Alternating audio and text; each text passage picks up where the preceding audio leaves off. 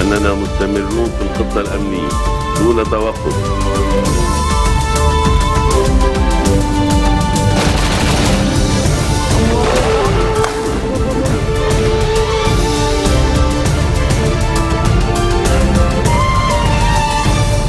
Welcome to the 4:30 English News on Future Television. It is the 26th of June and I'm Yumna Naufal.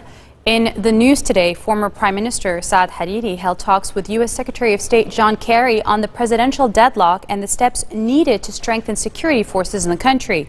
The two held an hour-long work breakfast in Paris, attended by a number of U.S. officials. Kerry and the Future Movement leader discussed the need to end the presidential void and exhaust all available efforts to elect a new president as soon as possible.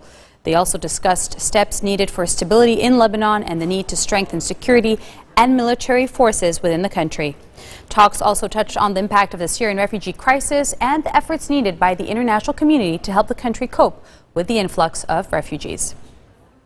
Maronite Patriarch Shadadai is stressing the necessity to implement a peace and dialogue, saying the country is facing an immense challenge that requires the unity of all Lebanese. We should fortify the coexistence culture that should include mutual respect and knowledge, Rai said during the opening of the Antiochian Conference. The Patriarch called on people to denounce extremism and secular atheism. He stressed the importance of coexistence and unity that would be only guaranteed by a consensual president.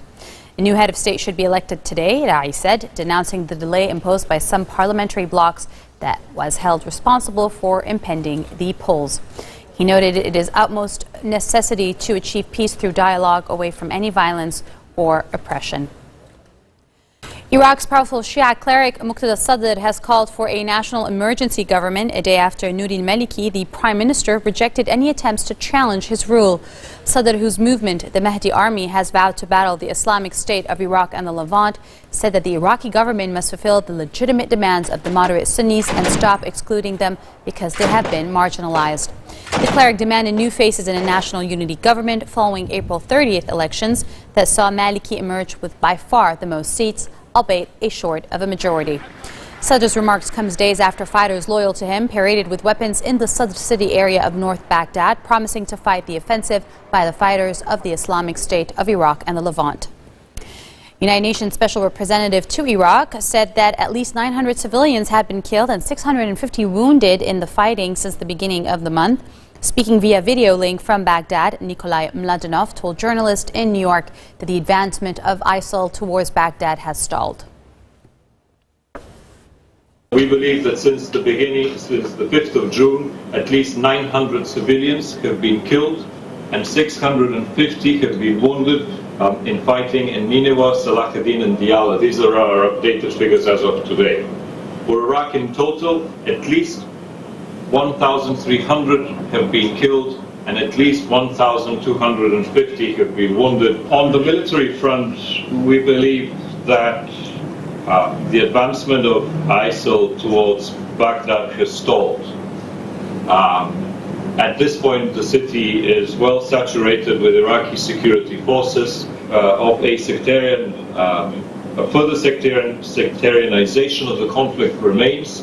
However, I think the more that the international community is aware of that risk, the more that risk is mitigated.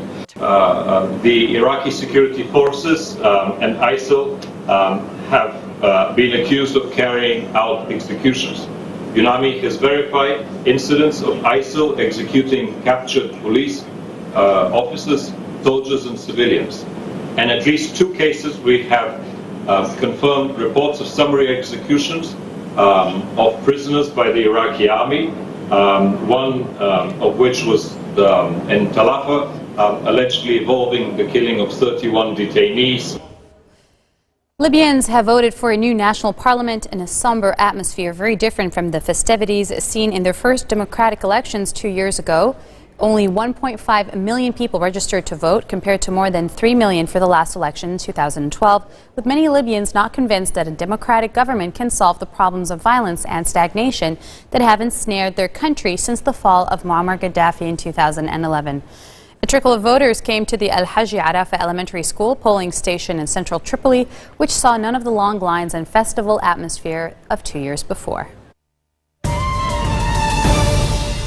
More upbeat news here. Beyonce and hubby Jay-Z kicked off their joint tour in Miami at the Sun Life Stadium.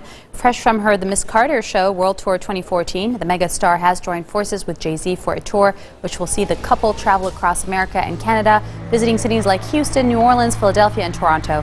The tour will also take in 2 dates in Paris in September.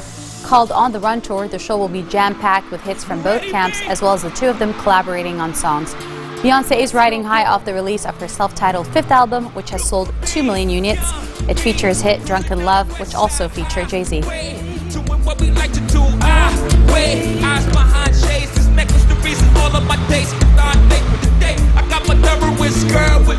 I'm mashing the gas, she grabbing the wheel. It's trippy how hard she ride with me. The new Bobby get with me. The 03 Bonnie and Clyde, Hov and B.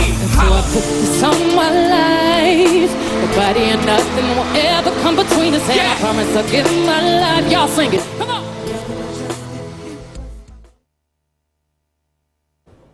Thank you for tuning in to Future News for all the latest. Join me again tomorrow at 4:20 for what's making headlines in Lebanon. Take care. أننا مستمرون في الخطة الأمنية دون توقف.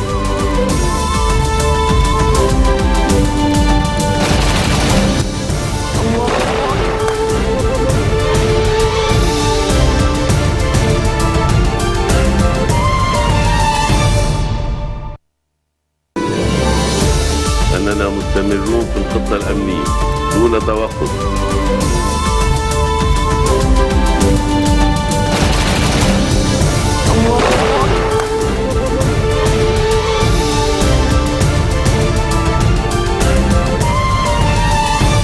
Nouvelle édition de la rédaction, merci d'être au rendez-vous de l'info. Tout de suite, les titres de ce journal.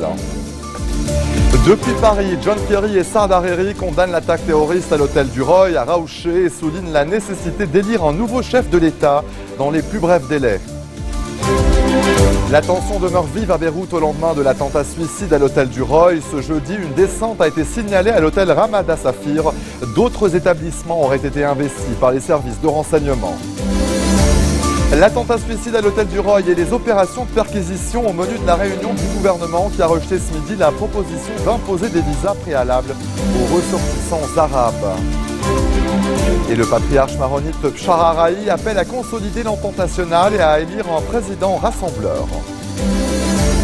Je vous le disais en titre, c'est l'image du jour, celle d'un entretien à Paris entre le chef du courant du futur Saad Hariri et le secrétaire d'État américain John Kerry. Une rencontre axée sur les derniers développements régionaux, notamment en Syrie et en Irak, et leurs répercussions au Liban. Il a également été question des mesures nécessaires pour assurer la stabilité au Liban et de l'aide américaine aux forces de sécurité et à l'armée. Les deux hommes ont aussi abordé le dossier des réfugiés syriens au Liban et les moyens d'aider le gouvernement à faire face à l'afflux massif de déplacés. John Kerry et Saad Hariri ont souligné la nécessité de déployer tous les efforts possibles pour élire un nouveau chef de l'État dans les plus brefs délais afin de mettre un terme à la vacance à la présidence de la République. Le Liban est sans président depuis la fin du mandat de Michel Sleiman le 25 mai dernier. Faute de quorum et sur fond de profonde division entre les partis politiques, les séances parlementaires consacrées à l'élection d'un nouveau chef de l'État n'ont pas pu se tenir. Une nouvelle séance est prévue mercredi prochain. La tension demeure vive à Beyrouth au lendemain de l'attentat suicide à l'hôtel du Roy, situé sur le front de mer de Raouché, à l'ouest de la capitale. Je vous le rappelle, le kamikaze de nationalité saoudienne a actionné sa ceinture d'explosifs au milieu d'un groupe d'agents de la Sûreté Générale qui s'apprêtait à perquisitionner sa chambre d'hôtel. L'individu est mort sur le coup, un complice blessé a été arrêté. Il est actuellement interrogé par les services de sécurité. Un troisième complice a pris la fuite. 3 membres du commando qui menaient la perquisition et 7 civils ont été blessés.